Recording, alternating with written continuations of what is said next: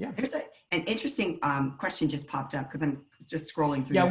we need to get to some questions. Yeah, and there's a lot of I'm good interesting. ones. So there's an artist who says, I'm a mid-career artist. I paint large. Now I'm working smaller, but I want to move some of the larger paintings. What about a limited time discount on the larger works to a select group of collectors?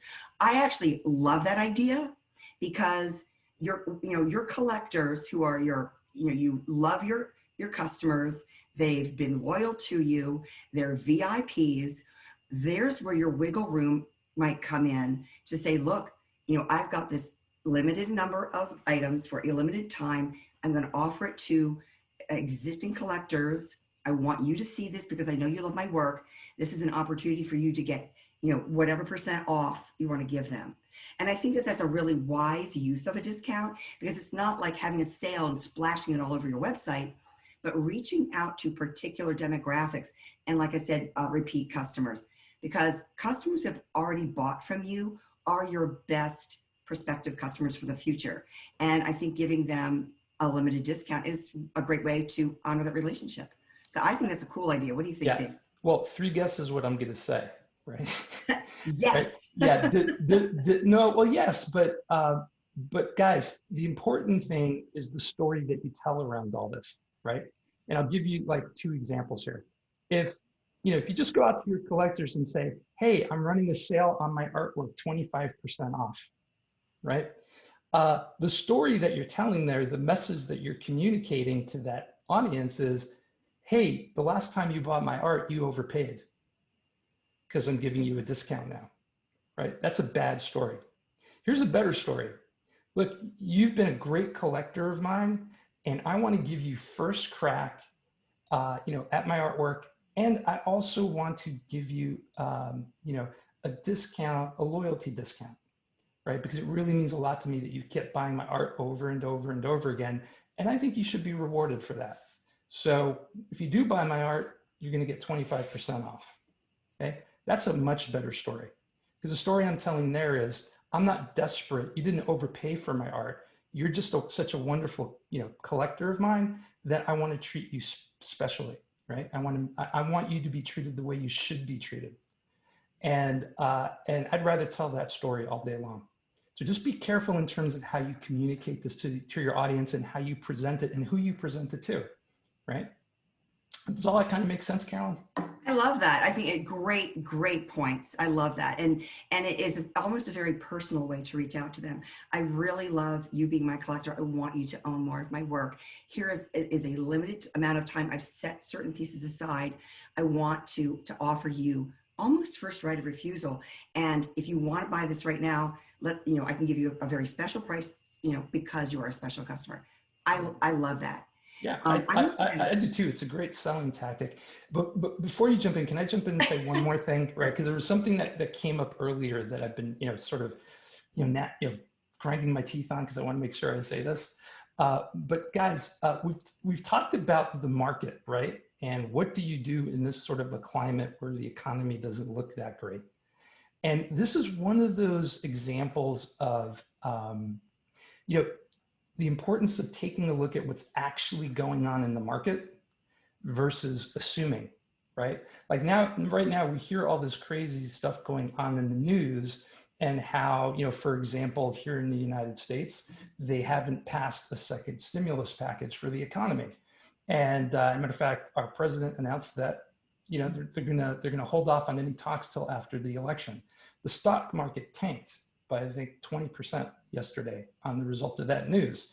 You would think that the sky was falling down all around us, including the art world. But the reality is, at least based on the numbers that we see here at FASO, the art market is actually the strongest it's ever been. We ran our numbers here for this year so far, and we're on track to actually, our members are on track to triple the revenues from art sales that they've generated on our platform over the last year, okay? And so just don't assume because the rest of the world is, up in arms about things, that the art world is too, right? You really need to kind of pay close attention to what's going on around you. And your best source for information around this, and this is why it's so important to, over time, You know, remember in AMP, we talk about how over time, you should be spending 80% of your time marketing to the 20% of your audience that generates 80% of your sales, right? It's like the 80-20-80 rule, I call it. And in that, you know, when you do that over time, you have these wonderful opportunities to check in with your best collectors and ask them how things are going, because that's your market, right? Those are the people that are going to keep buying from you. And so you ask them, right? But, you know, in a caring way, because we all care about, you know, I don't know about you, but I care about all of you as our members individually. And I've met many of you over the years. And so when I say things like, I hope you're doing well, you guys know I mean it, and I know you mean it too. And so that's one of the ways that you can also get some great information back. Because many of you, when I say, hey, how are you doing? Say, things are great, my sales are booming, right? And I learn from that. And others of you might come back and say, well, I'm really struggling. And I learn from that too. And I take all of those conversations, you know, all the things I've learned from you guys, and we try to make everything that we do here at Faso better for you, right?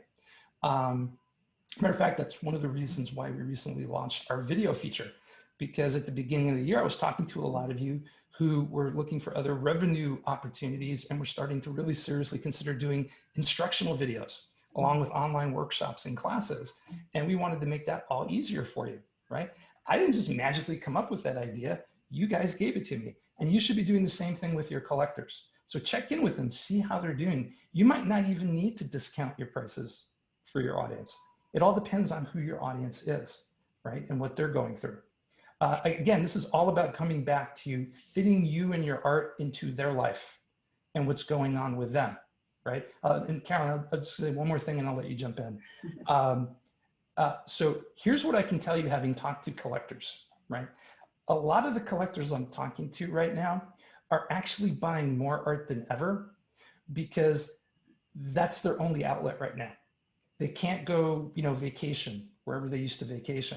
They can't go out of their house and have a good time, but they can hang art up in their home and be reminded of the things that make them feel good about themselves, in spite of all the craziness going on in the world.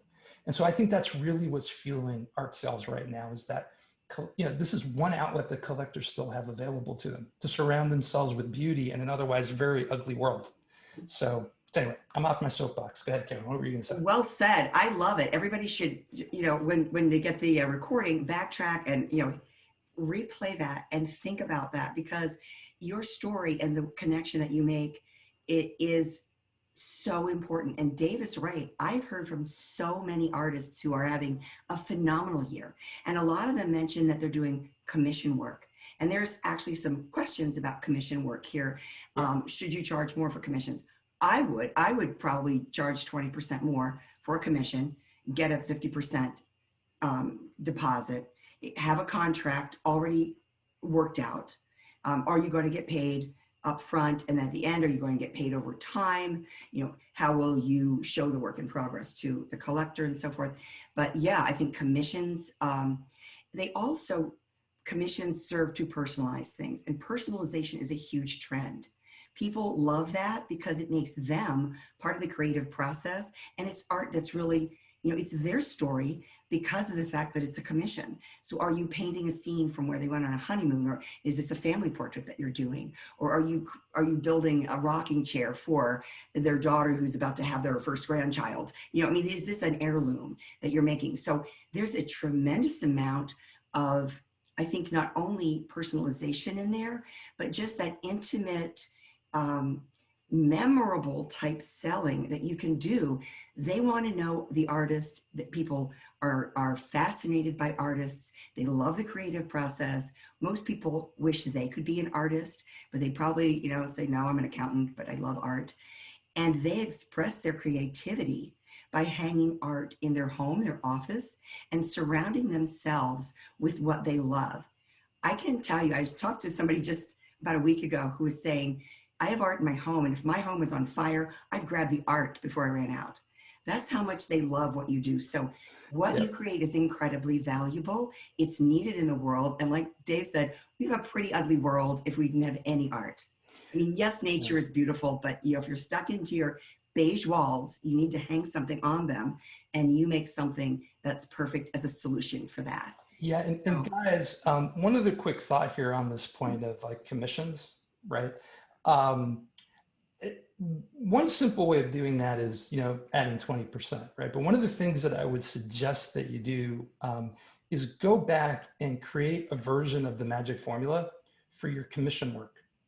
And when you're thinking about that, especially when you get to the line item around labor, what you want to focus on is how much of your time is spent interacting with your, with your collector, right? Because that's the additional overhead that you're going to see with this commission work is the back and forth, because they're going to demand it, right? They're going to want to see the work in progress. They're going to want to give you feedback, right? You're going to have to set time aside to do that. They're also going to send you emails, right? Asking you all sorts of questions along the way. And so you want to make sure that you've got that factored into your formula, those additional costs. And everybody's situation is going to be a little bit different, but think about your situation and how you handle that process of creating commission work, and make sure that you're introducing those costs. And then the other thing I would do here, if you want to be more precise about it, is just add a little extra wiggle room, right? Because I don't know about you, but I've heard so many stories about artists who have had to actually go back and rework work as the collectors change their mind, right? It's a little bit like interior design. I don't know how many of you have an interior design background or have hired an interior designer, but you talk to an interior designer and they present a design for your home, and then as they start actually implementing it and you start to see it for real, you're like, oh wait, maybe that wasn't such a great decision I made earlier. Can we go revisit that? And there's always some adjustment that needs to happen. Again, that's labor, right? That's the time it takes for you to listen to their feedback and then to make those changes and implement it and go back to the drawing board in some cases, right? So I just wanted to make sure, like, if you guys wanted to get a little bit more precise with that, additional charge for commission work, how you would go about doing that. All right, so how about we hit up another question? Patricia Weiss, thank you. She wanted me to go back and repeat what I said about the 80-20-80 rule. It's actually based on something called the Pareto principle, which is this pattern that you find in the real world when it comes to information, right? And so it comes from this mathematician, Italian mathematician named Pareto, who was a statistician in Italy, I think in the 18th or 19th century. And he was hired to do a study of land ownership in Italy. And after his study, what he found was that 80% of the land in Italy was owned by 20% of the people. And then he went, he finished the study, went back home.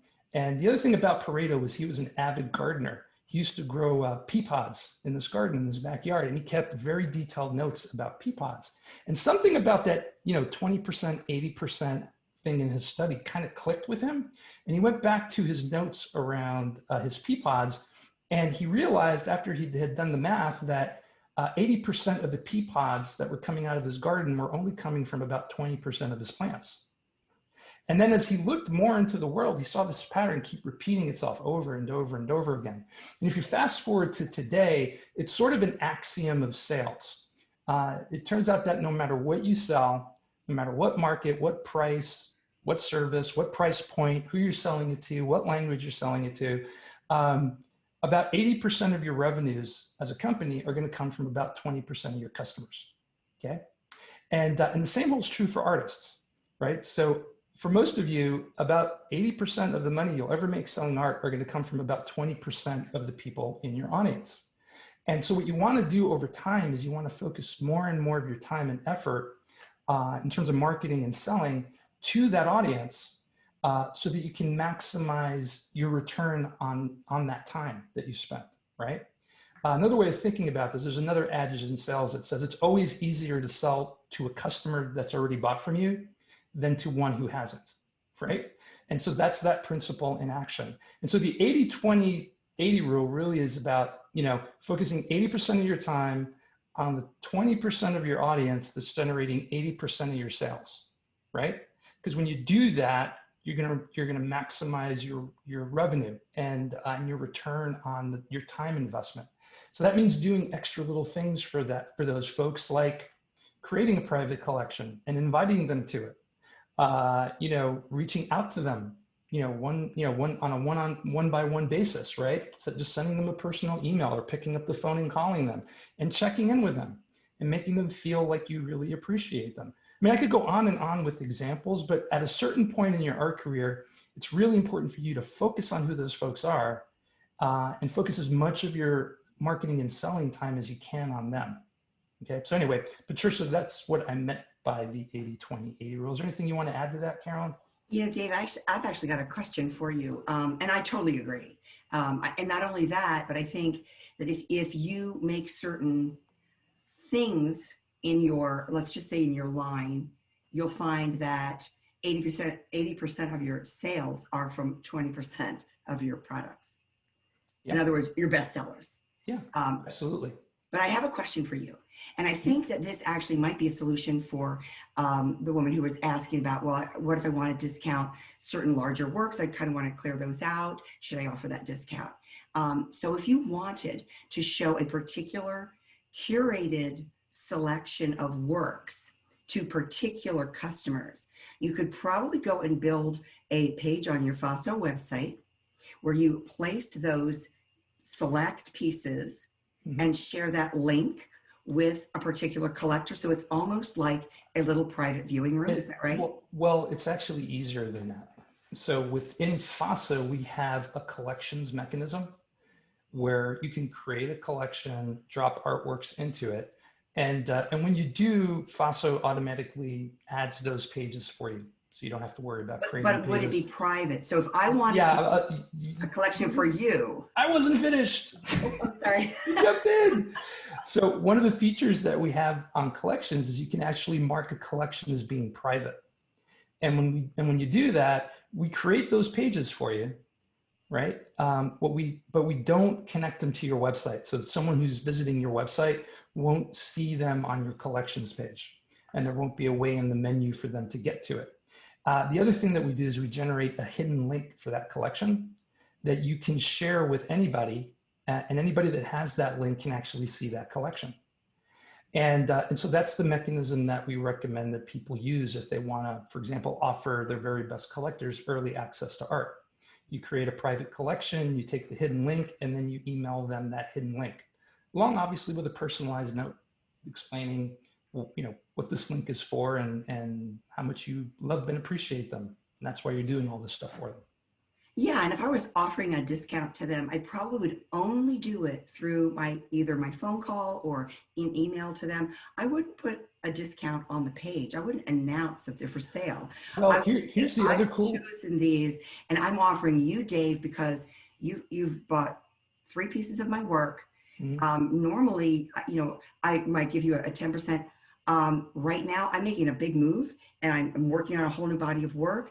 I've got these pieces, and I want them to be placed with very special people. And so I thought of you, and I want to offer you X amount. Well, here's the other cool thing you can do with Faso is you can actually offer discount codes. So I can actually create a discount code in Faso for that particular artwork or for a number of different artworks. And when you define a discount code, you can define it on both a dollar basis and a percentage basis, right? And Faso will generate these discount codes. And just like that link, you can include the discount code in the email that you send and say, here's a code you can use to get 15% off or 20% off or $100 off. And then in the shopping cart in Faso, there's a place to put the discount code. So you don't have to, you can certainly still take the collector's call. Like my sort of mantra around all this is sell to your collectors the way they want to be sold to. And some of them like it when you pick up the phone and call them. I know some collectors who love to do it all on platforms like Facebook Messenger, believe it or not. I know other collectors that, just want an email, right? Because they don't have the time to hop on a call with you. And so if you have collectors like that, you have a mechanism in Faso to pull all that off. And I've seen artists actually use both those features in combination and sell a lot of artwork, which is awesome.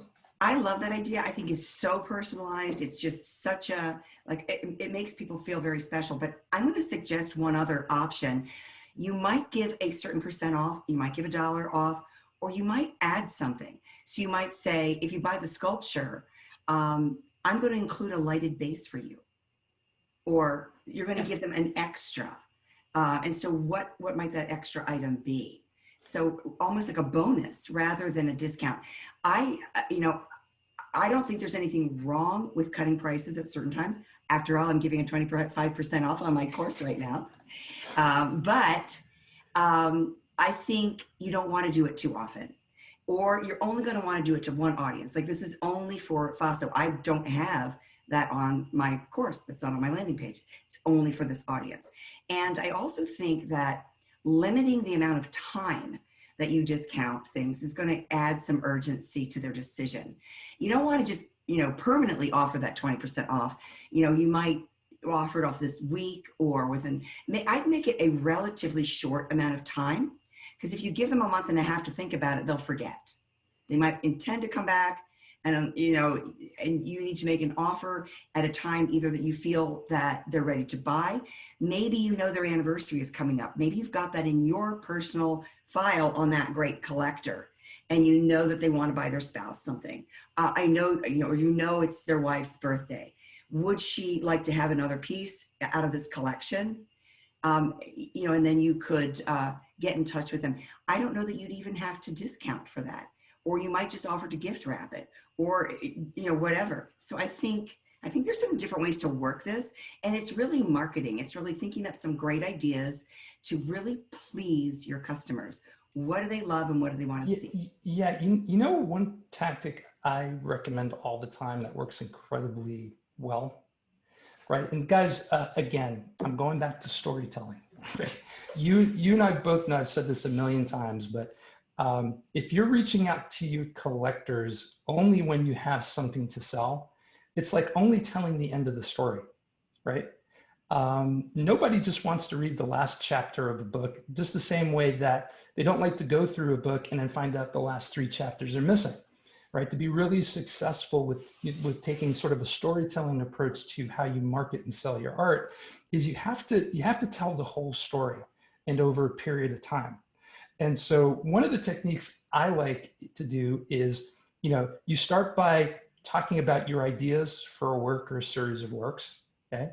And then depending on your process, and I'm just going to use an example here, but let's say your process is you'll go out and you'll sketch a scene that you want to paint, or maybe you'll take a photograph and go back to your studio and sketch a scene, right? And then maybe after you do the sketch, you create a small study, and then after the small study, you then work on the piece itself, right?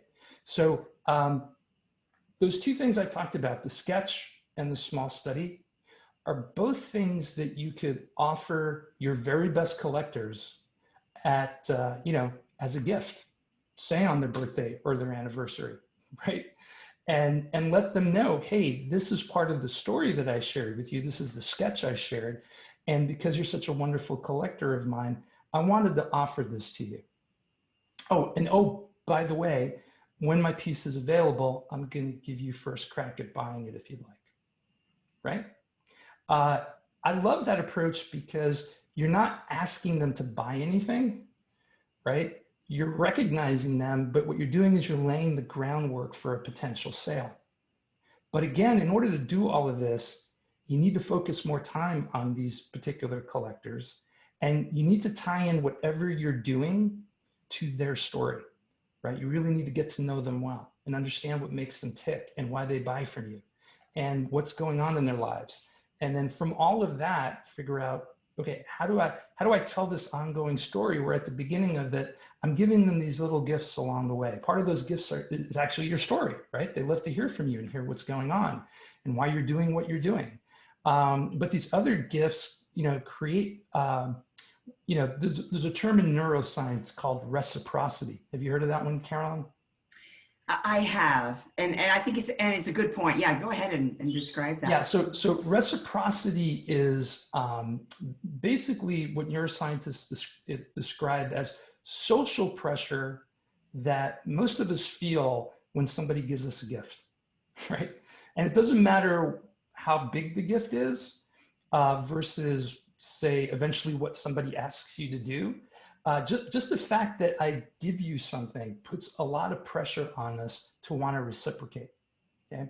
And this is so wired into our brains as a species that, for example, sociologists will tell you that this was actually the basis of marriage, right? So way back in the day, back when we were roaming tribes of hunters and gatherers, and fights would break up between tribes, what those tribes figured out was that if we basically gave them one of our females as a gift, that other tribe was much less likely to attack us and much more likely to help us. And so they would give away brides. And that's really where the institution of marriage came from, which is crazy, but true. And so anyway, you can, this is all common sense. Like if you think about it, think about the last time that someone did a small favor for you. I don't know, maybe it was mowing your lawn for you or picking up your dry cleaning. Like for me, it always happens when, back in the day when I'd run out of money and I needed to borrow $5, right? Like I literally felt anxious until I repaid that person back and then some, or until like they needed my help with something and I was able to do something for them, right? Up until then, every time I saw them, I'd get anxious because I knew I owed them, right? I owed them something. And so that's what reciprocity is. It's that feeling that you get when somebody gives you a gift, and that anxiety that makes you want to do something in return. And so when you share your story, when you give them a sketch, when you give them a small study, you're basically applying some of that social pressure to the situation and making them more likely for them to want to reciprocate and do something nice for you, i.e. buy from you, or i.e. refer somebody else who might buy from you. And so that's why I love that tactic, right? And the other reason I love it is because some of you are thinking, well, that kind of feels a little bit like manipulation. You may view it that way. I don't. I view it as I would be doing this anyway for my very best collectors, right? Because it makes me feel good. It makes me feel like I'm treating them the way they should be treated because they mean that much to me, right?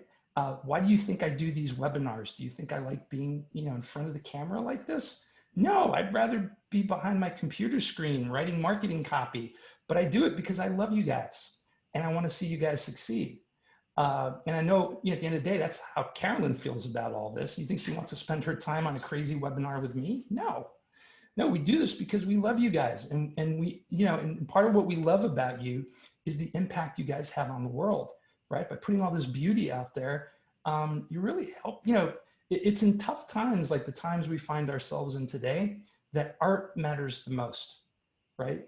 That these visions that we create of beauty matter the most to people and have the biggest impact on their lives. And so, that's why I do what I do. Now, these tactics that we talk about also work in our favor, but, there are worse tactics to use, right? You know what I mean? This is actually one of the better ones, right? Because you're doing what you should be doing anyway. You're just doing it in an intentional way and reaping the benefits of doing it in that way. I don't know, I've been rambling on here for a bit, Carolyn. Is there anything you want to add to that? I think you're absolutely right. I mean, we know that the basis of all of really society is relationships. And so you want to build relationships with those people who are important to you, the people that you want to know, the collectors that are also important. And of course, the basis of all relationships is trust. So when we give a person a gift, or we're generous to them or kind to them, they're seeing the way that we're behaving. We're not, oh, I only reach out to you and I want you to buy. Then you kind of are turned off by that person. But I think that kind of outreach, and it's almost like paying it forward. It's almost like saying, I want to, know you better. You own my work. I want to have that relationship with you, and you're kind of reaching out first. And I think people appreciate that, because a lot of people won't take the time to do it, but then they'll follow you when they realize you're really interesting. You have something great to say. So it's all about marketing. Sales is absolutely, like you said, an 80-20. We want to be moving customers towards the sale. They want to pay you and to support you. That's their way of saying, I love your work. I want you to keep working. And then we go all the way back to pricing. When we price our work, that enables us to stay in business. So I don't think, that we should, somebody, posted a question or a comment and they said, I don't have any confidence in my work, so I'm pricing it low. I'm telling you, your work, you should honor your work, and your work should be priced what it's truly worth. So don't undercut yourself by thinking, who wants this from me? Or why is this valuable? Or my work isn't very important. If it's, you might want to get your work out in front of people first before you sell, and enter some of those exhibitions that Dave talked about, whether it's online or whether it's a show. Yeah, did you see my eyebrows go up when you showed? I don't know. Your eyebrows are always doing something, Dave. I'm just kind of watching. Well, because here's the thing. Again, I'm going to come back to stories, guys. I've said this like a million times, and I will continue to say it until I'm blue in the face. For those of you out there that are thinking to yourselves, man, my artwork's not that great. I don't have a lot of confidence or whatever. Here's my response back to you. There is a collector out there who would love nothing more than to buy your art, but they're not buying your art, okay?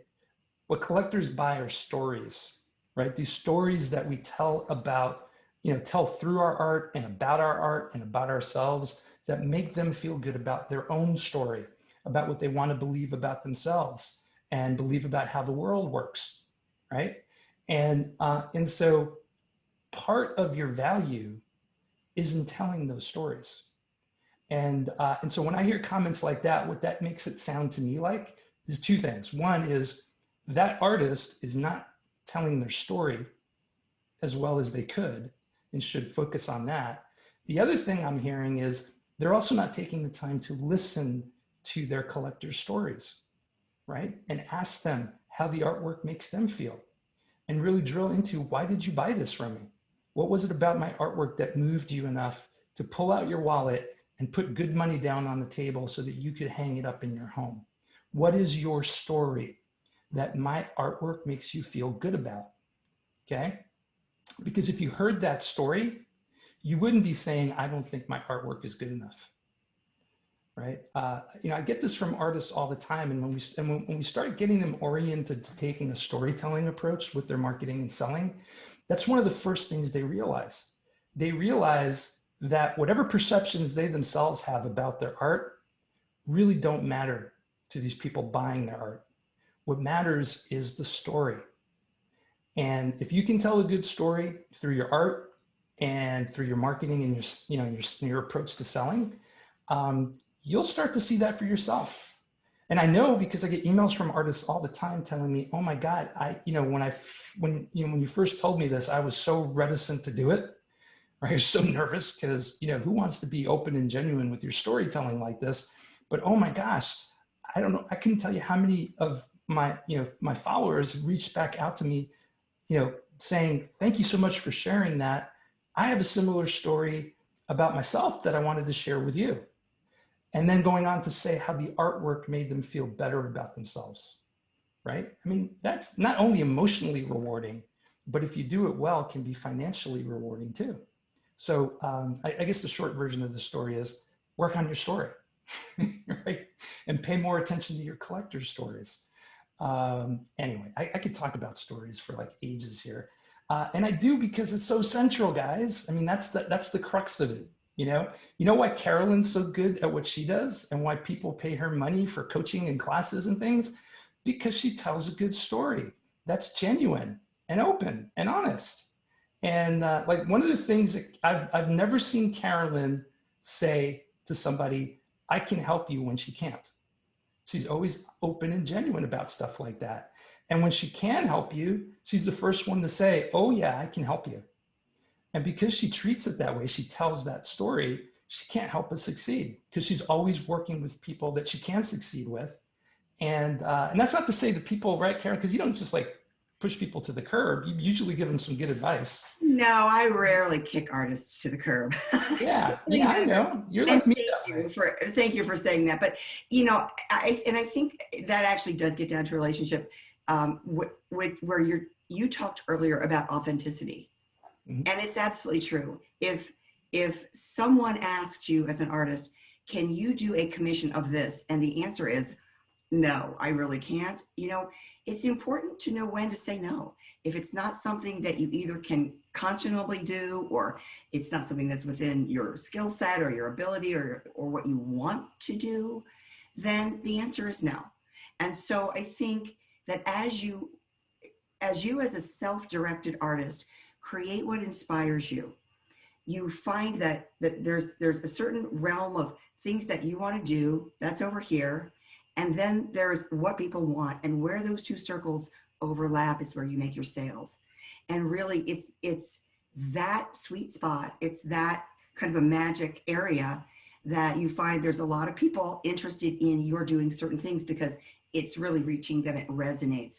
And so, although artists should be inspired to do what they want to do, I think you will probably have to agree with me that when you find something that works and you're making a collection that people are going crazy over, it's kind of inspiring to make more of them. So, you know, it's kind of going where the sales are. And that's exactly the 80, you know, where are the sales? If these are working out really well, people love your different fanciful, you know, paintings of fish, and you want to do more of them, you might do another collection. Usually because you love doing it and someone else appreciates it. And I think that naturally we're going to tend to go where the sales are. That's certainly, you know, something that makes sense. Yeah, If there's something you absolutely don't want to do, I'd say, no, yeah. but So I have another artist I could refer you to over here, and they're really good at that. And I think they might be a good fit for you.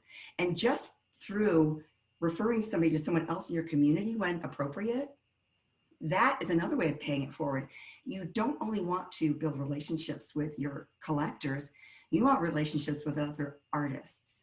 Other artists can not only be some of the best feedback, mentors, supporters that you have, they can send customers to you as well. So we want to think of our network as being bigger than us and a collector or us and a customer, but being us and everyone else in the art world. I mean, Dave is certainly in your circle. I am too, or in your network.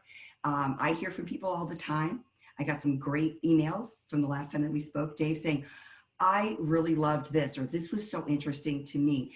And, you know, I actually love hearing those personal, that personal feedback, because, you know, I can look at what's in the Q&A here, but it's nice to get feedback from artists because then you kind of know, what do people want to hear about?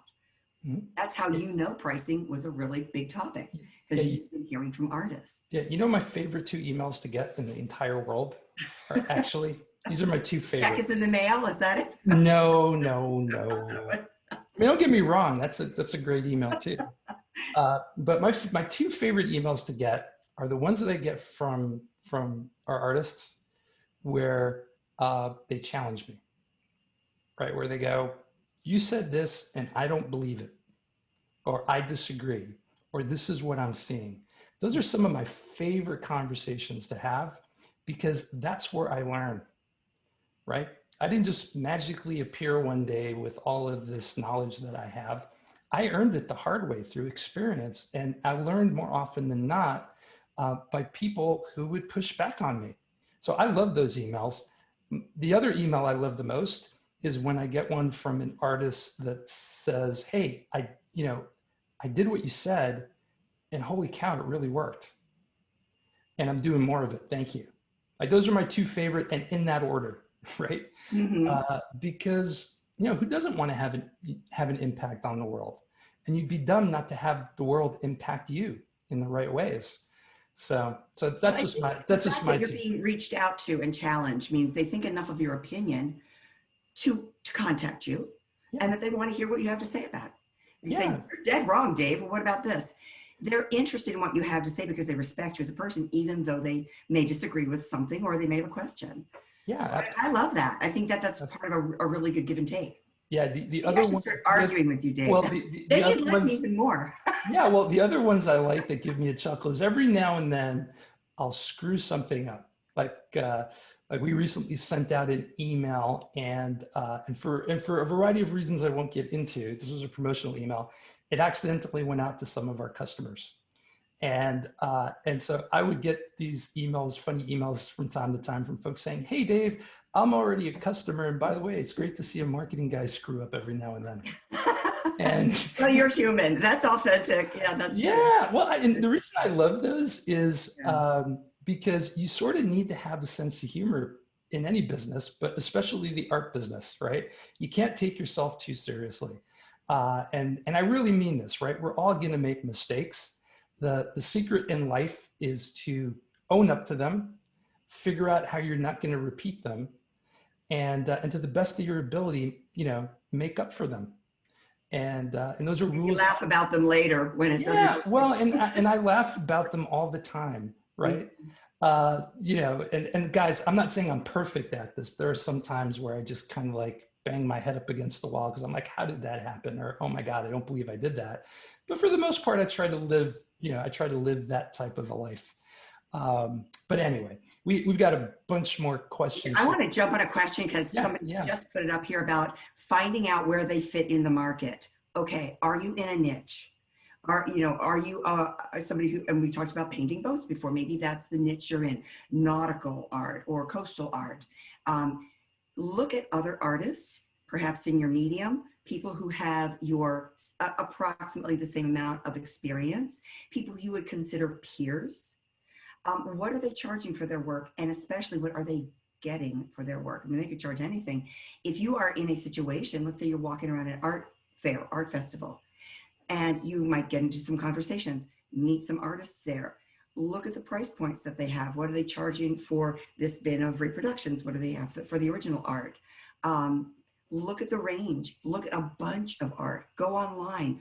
Google what you do. Look and see what other people are selling it for. Then look at your costs. Do those prices make sense in terms of your own costs and building your cost plus pricing formula? So then if you've never sold anything, you're going to have to make your best guess and put some things out there in the world. See the response that you get. Are people, oh my gosh, I can't believe this price I would never buy this. This is way too expensive. Usually people don't say that. They'll walk away, or they're giving you kind of negative vibes. If it's not quite right, get feedback. What do you think of this painting? What's holding you back from buying it? Oh, well, it's a little too expensive. You're going to get feedback. Sometimes you'll notice that people have no problems buying them. Basically, an artist is going to charge for their work based on their sales history. What have they been able to get so far? I know that this 36 by 36 original painting in a series that I've been working on for quite a while is going to get $5,000, and I can pretty much continuously make sales on a regular basis for that amount. And I know the market will bear that. And so that is kind of settled into a sweet spot for me. There are times when you've got to figure out, where is that? And that's where you might try some different sizes of work. If you work in different mediums, try some different price points out. See where people respond.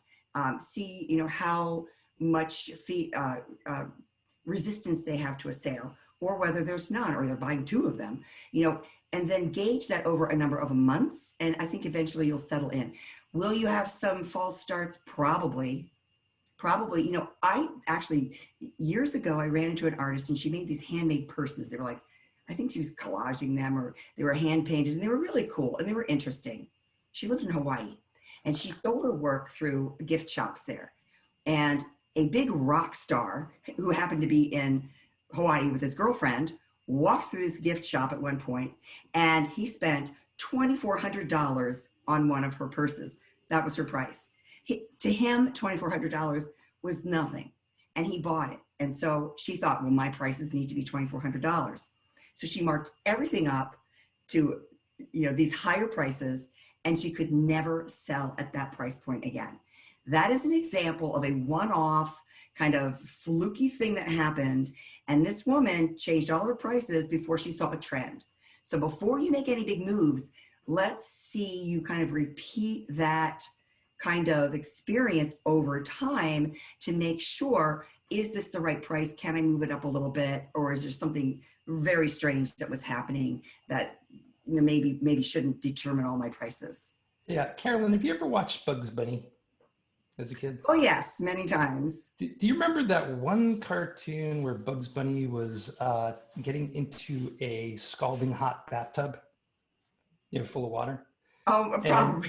he kind of like, he starts out by like His dipping his toe in toe the in, water, yes. Yeah. stuttering, and then he gets like his foot in, and then his leg, and then the other leg, and little by little, by the end of it, he's up to his neck in this hot water and just like, relaxed, right? What I just described, for those of you who are also Bugs Bunny fans, is what I call the Bugs Bunny approach to pricing, right? Bugs Bunny just didn't dive into the hot water, because if he did, he would have jumped right back out again and screamed, right? He had to ease himself into it. And so when you're making pricing moves, you want to take the slow and steady route, okay? Now, one other word of encouragement I will give you is that the art world is very different than the rest of the economy in this one respect. And that's that the people that buy from you actually like it when you raise your prices steadily. Because what that tells them is that they made the right investment in you, because the artwork that they've bought from you should also be going up in price. And another way of thinking about it is by you slowly and steadily, raising your prices over time based on what the market will bear.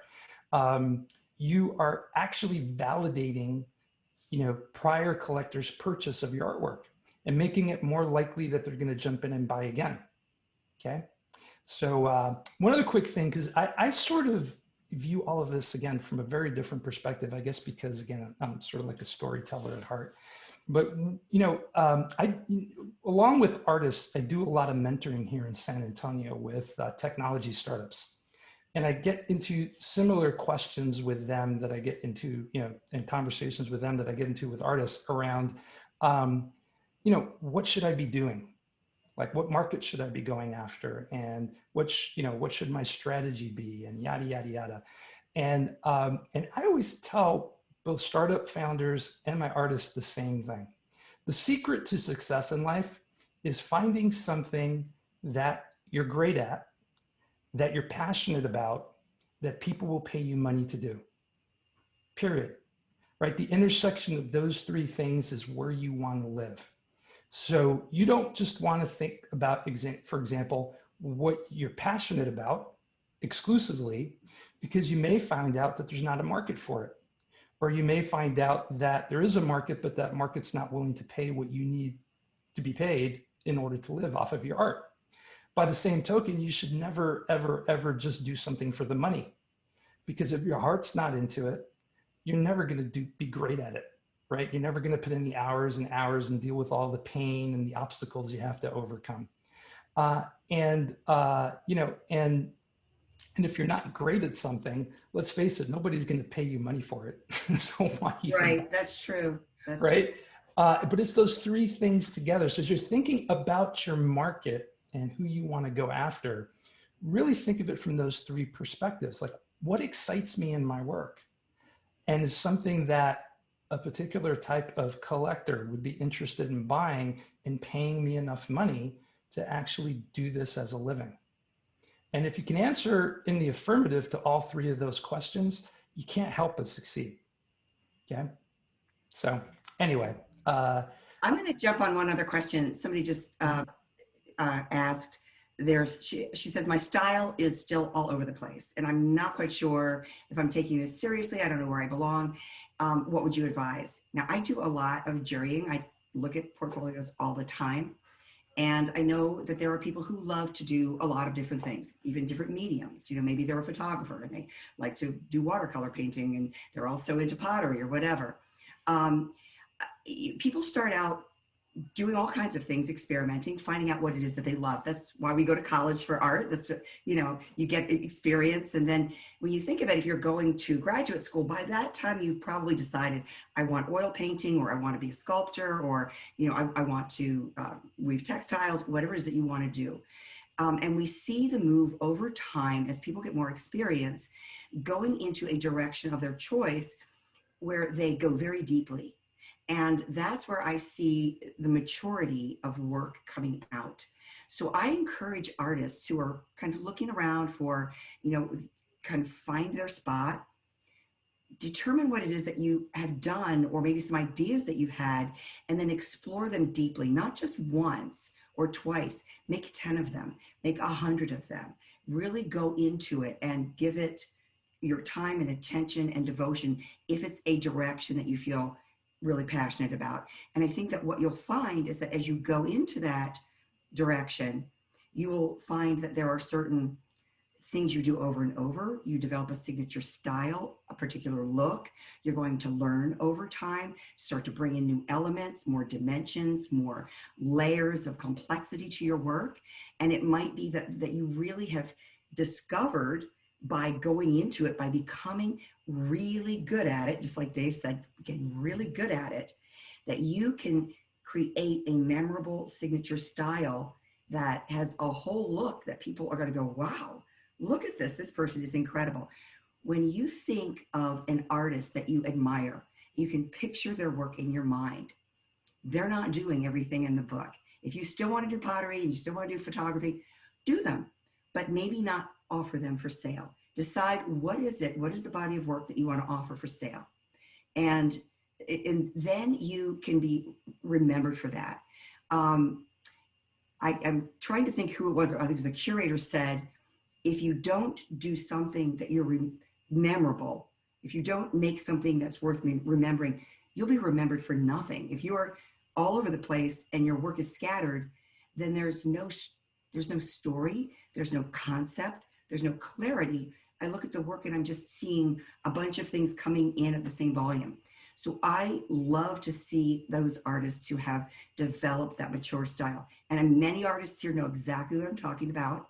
It's something that happens over time, and it happens because you love what you're doing. You're putting the time and the effort into it. So I want to congratulate you, because that is a body of work that I truly enjoy looking at, is someone who understands what they want to say, and they're doing that visually, and they're really communicating with me, and it's effective because I want to say yes to them.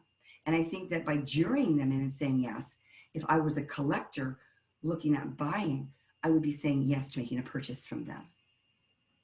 Yeah, and I don't disagree with anything that Carolyn said, but I also know that there are some of you out there that are saying, well, I'm never going to be that artist, right? I just know myself. I like to explore things, and I don't like to be constrained in any way. And so for those of you who sort of feel that way, I'll give you one additional piece of advice, right? What matters the most, and no surprises here coming from me, is being able to tell a consistent story about what you're doing, right? That is the backbone. You're chuckling, but you know it's true. It's if you can tell a convincing, consistent, genuine, open story about why you do both representational and abstract art, right?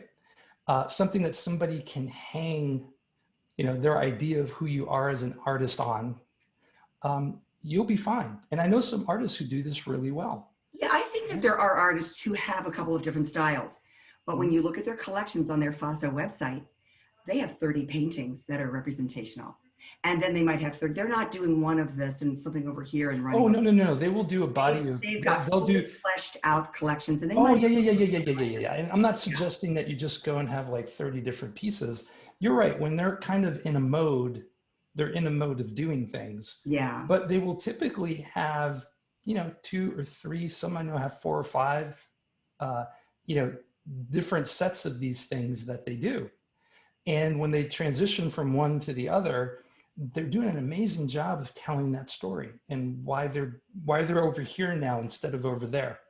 And it all hangs together because they have that story to back it up. And so if you're one of those artists that doesn't want to be constrained to just one particular style that you do, just make sure that you have a convincing story that explains why all these different approaches make sense, for you on your artist journey. But 90% of the time, Carolyn's right. if you I'm can. probably actually not right 90% of the time, but thank you. Yeah, on this particular subject, I don't know about others. Maybe Hey, it's listen, the 80-20. Maybe it's the 80-20 rule. maybe, I don't know. I don't know. For you, I'll give you 90-10, Carolyn, because I love you. I'm up to 90-10. Okay, There you that go. means I'm doing really well. All right. Hey, and I wanted to respond back because here's the other thing. I talked about people giving me direct feedback. I'm trying to find this person. It was Michael Bartlett. Michael's saying, "Hey, Dave, do you notice that when you're sort of talking, your eyes are darting back and forth?" Well, that's because I'm sort of steering the bus here, Michael. Along with talking to you guys, I'm also monitoring chat. I'm looking at the Q&A section. Yeah, I'm furiously multitasking here. So if you see my eyes darting around, it's because I'm actually trying to keep track of everything that's going on. Like Carolyn is awesome because she just gets to stare at the camera. And I'm actually reading the chat and the Q&A. I know you are, but you're not like me. I'm like in front of your face. It looks like I'm looking at you and listening to you.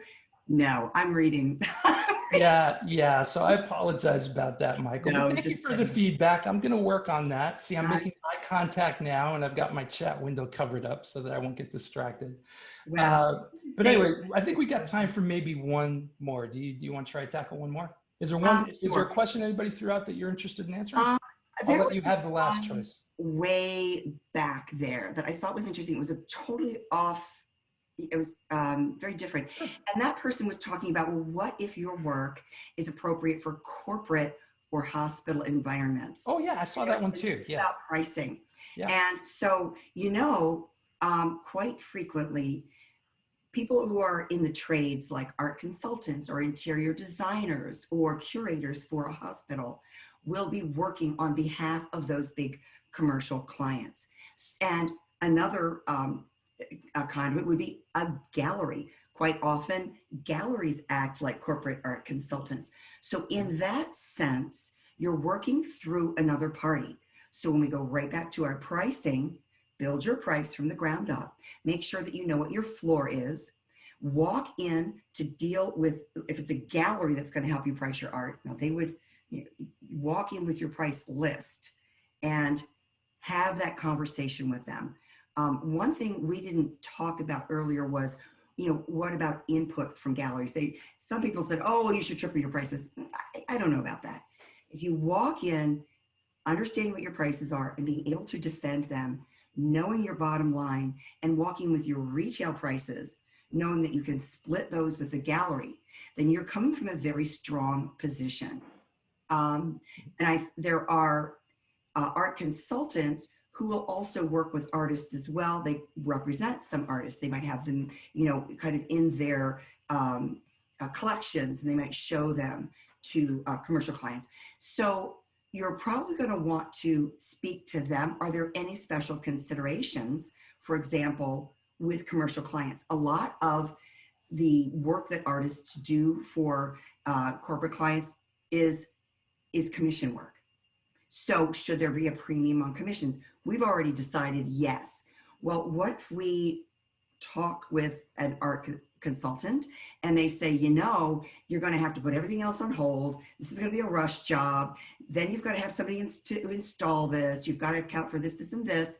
You're going to be hearing from them what are the other elements that you might need to build into a price.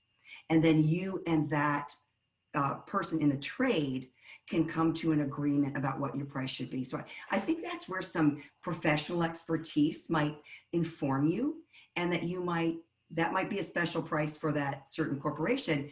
Is that going to mess up the consistency of your other pricing to the public? No, because that would be a special job.